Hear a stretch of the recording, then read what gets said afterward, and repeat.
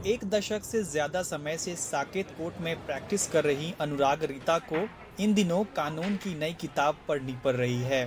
भारतीय दंड संहिता अब न्याय संहिता हो चुकी है और उसकी धाराएं बदली हुई हैं जो नए सिरे से याद करनी होंगी। These are just like the Bible for a lawyer. बहुत ज़रूरी है, अब लॉज चेंज हो गए हैं तो लेना ज़रूरी है, मैंडेटरी है in fact to be updated regarding the new laws. Anurag Rita ही नहीं, तमाम वकील इन दिनों यही किताबें खरीद रहे हैं। नए लॉज के अंदर एफआईआर दर्ज होने लग गई है, जिससे कि डिमांड है ना बहुत ज़्यादा बढ़ गई है और दिल्ली में काफ़ी बिक रहा है, करीब 100 सेट करीब दिल्ली में का बिक रहा है और इसकी डिमांड और भी बढ़ेगी अभी। दरअसल 1 जुलाई से कानूनों के नाम ही नहीं बदले, धाराएं भी बदल गई हैं। पहले हत्या की धारा 302 थी, अब धारा 101 है। हत्या की कोशिश धारा 307 में आती थी, अब धारा 109 में आती है। पहले दुष्कर्म से जुड़े अपराध धारा 376 में थे, नए कानून में इन्हें धारा 63 में रखा गया है। आईपीसी की धारा 124 राजद्रोह की थी, लेकिन अब इसे देशद्रोह बनाकर धारा 152 के अंतर्गत रखा गया है। पहले जो धारा 144 थी, अब धारा 189 है। वहीं मानहानि के मामले में आईपीसी की धारा 499 का इस्तेमाल होता था, इसे अब धारा 354 में परिभाषित किया गया है। वहीं धोखाधड़ी या ठगी धारा 420 में नहीं, अब धारा 318 के तहत आएगी।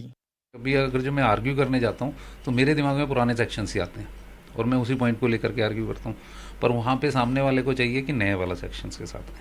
अभी रिसेंटली 1 साल पहले ही मैं एनरोल हुई हूँ, तो उससे मैं ऑल लॉज को जितने भी थे उनको पूरा स्टडी किया, उनको लर्न किया, फिर उन पर प्रैक्टिस की। अब जब उसमें वो सब सेक्शंस लर्न हो गए, फिर अब ये जो न्यू लॉज आए हैं अब इनको लर्न करना पड़ रहा है। हालांकि इन धाराओं को लेकर पुलिस महकमे और कचहरियों में ट्रेनिंग चल रही है, लेकिन लोगों की राय में इससे काम चलने वाला नहीं है।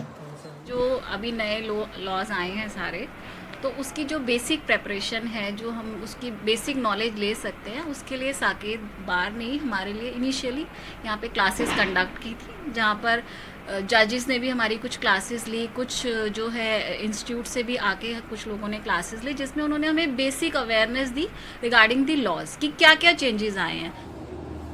तो कुछ वकील अब नए तौर तरीके अपनाकर बदले कानून की धाराओं के कंफ्यूजन से बचना चाहते हैं। प्रोसीजर पहले वाला होगा या फिर नए वाला होगा, तो I mean there are some issues जिसके रिगार्डिंग कंफ्यूजन है आज भी, तो वो थोड़ा टाइम लगेगा, बट ये है कि धीरे धीरे सब हो जाएगा।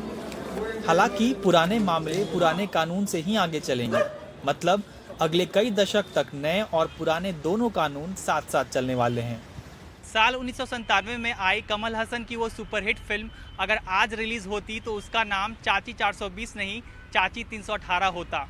नए आपराधिक कानून बड़े बदलाव का आगाज तो है, लेकिन सरकार ने बिना किसी खास ट्रेनिंग मुहैया कराए कानून के किरदारों को स्वयं ही अपना रास्ता तलाशने के लिए छोड़ दिया है।